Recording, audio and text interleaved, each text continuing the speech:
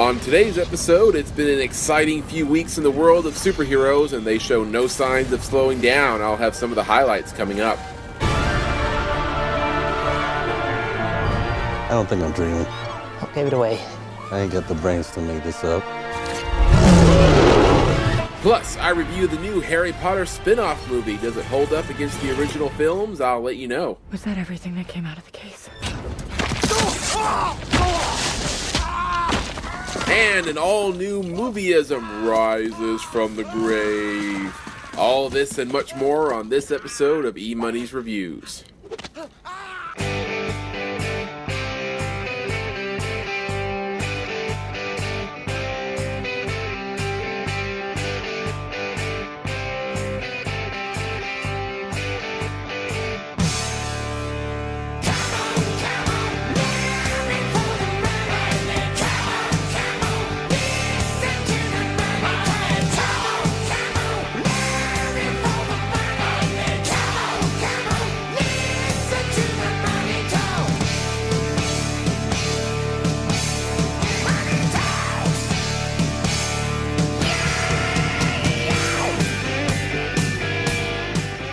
Lovers.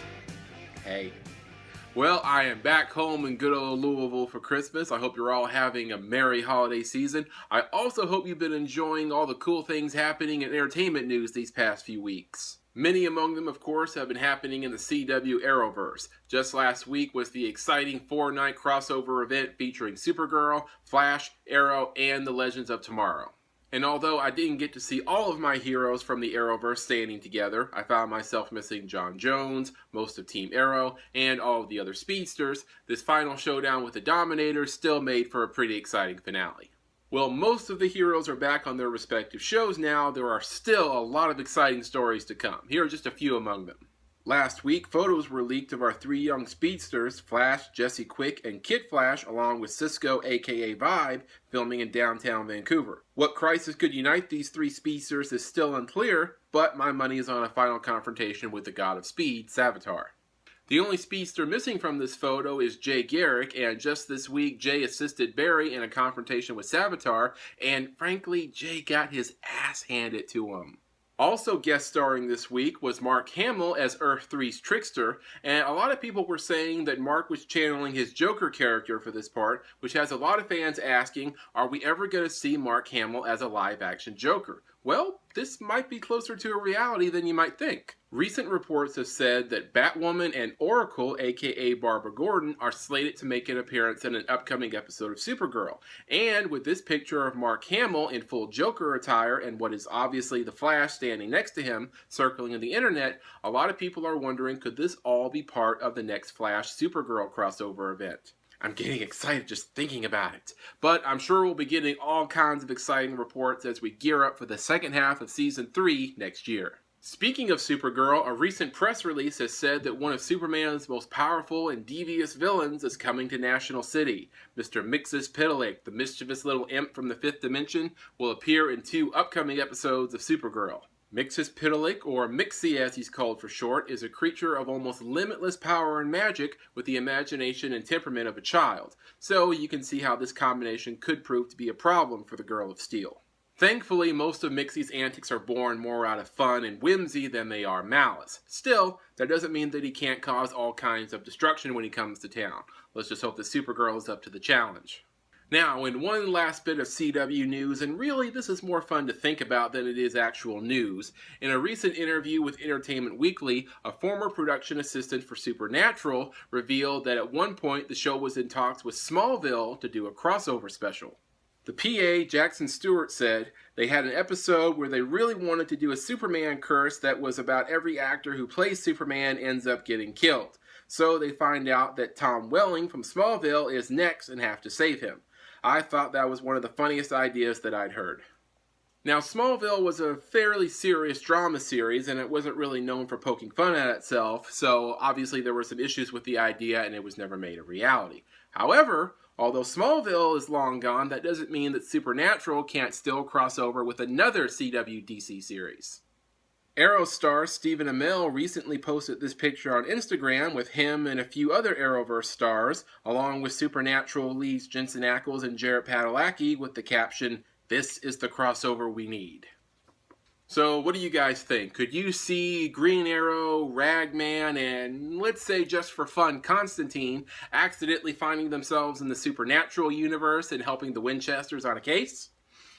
You know, in the multiverse, there are far more ridiculous and unlikely things we could imagine. Okay, now on to some other superhero news. In an announcement made by Netflix and Marvel, and this is hardly surprising, Luke Cage has been renewed for a second season. No release date has been given yet, but it's likely the series will follow after the upcoming Iron Fist and upcoming team-up series, The Defenders. Luke Cage himself, Mike Halter, teased that the second season may feature Luke and his soon-to-be fellow Defender, Iron Fist, teaming up as their popular crime-fighting duo, Heroes for Hire. In addition to that, Marvel and Netflix are giving plenty for fans to look forward to, with new upcoming seasons of Daredevil, Jessica Jones, and the first season of The Punisher. Ooh, it's an exciting time to be a comic book fan. Okay, now on to some other news, and just this week, the new teaser trailer for Transformers 5 The Last Night was posted online, and what a lot of people are asking, other than why do we need another Transformers movie, is why is Optimus Prime fighting Bumblebee? That's right, at the end of the trailer, Bumblebee charges at the leader of the Autobots, and Optimus catches Bumblebee in midair and chokeslams him to the ground. The trailer ends with Optimus seemingly trying to kill Bumblebee with his arm sword. So, what would cause the last two original Autobots to fight like this?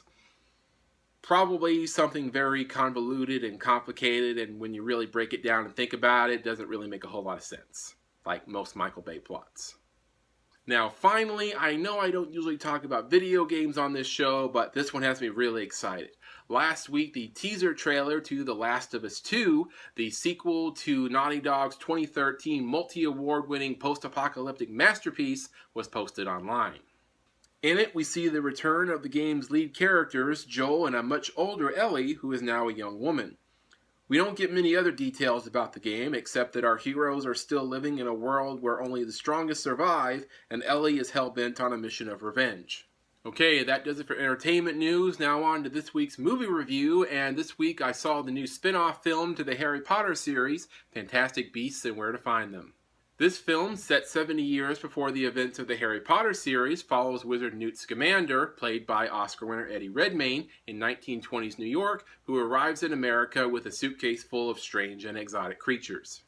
Now, overall, this film, pretty solid. If you grew up reading and watching Harry Potter, I think that this film makes for a perfect addition to the series for those fans who are now adults.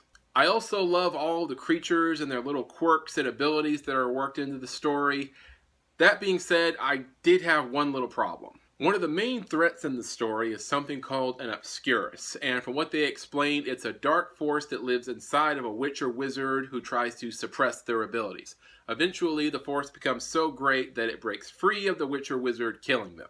Now, for me, the whole concept of the Obscurus and how it comes into being just somehow seemed overly complicated and lazy at the same time from a writing standpoint. I was just having trouble buying into it. But if you can look past that part of the story, it's still a really great film with entertaining characters and amazing CGI cinematography. That's why I'm going to give it 3 popcorns out of 4. Okay, now on to this week's Movie-ism, and this is a fun one, guys. This is what I like to call grave rebounder. This is an often horror movie cliche where the character gets too close to the ground next to the grave, or perhaps the camera zooms in on the grave, and then all of a sudden a single hand punches out of the ground or the rubble, revealing that the guy you thought was dead is very much alive, or perhaps undead.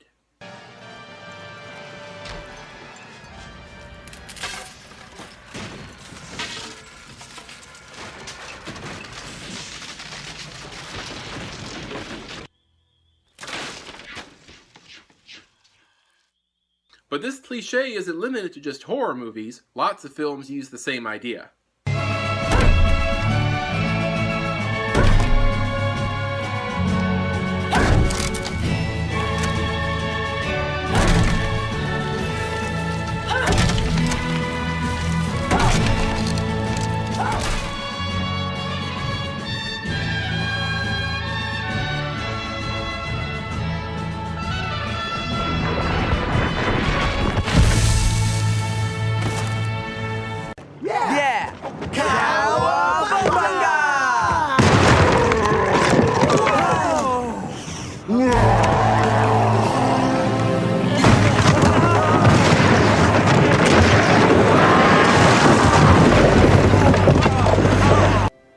You were right, cowboy.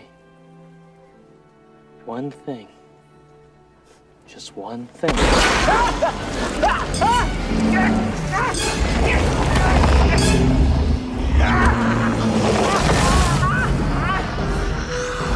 City folk.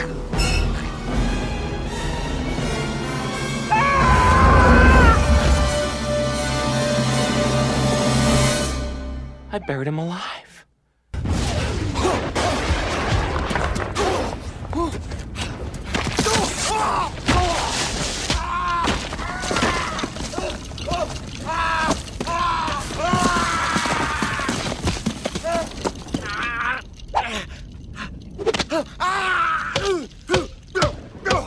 Where'd you go? Where'd you go?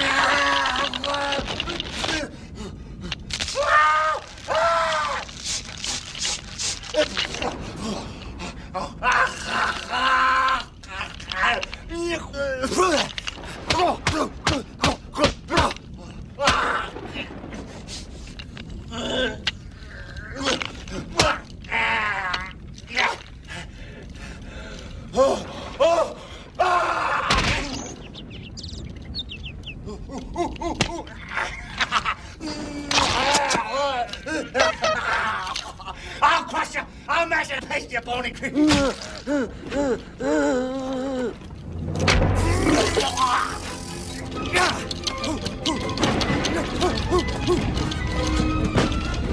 Well, that's all the time we have for today, kids. Be sure to subscribe, and until we meet again, mischief managed.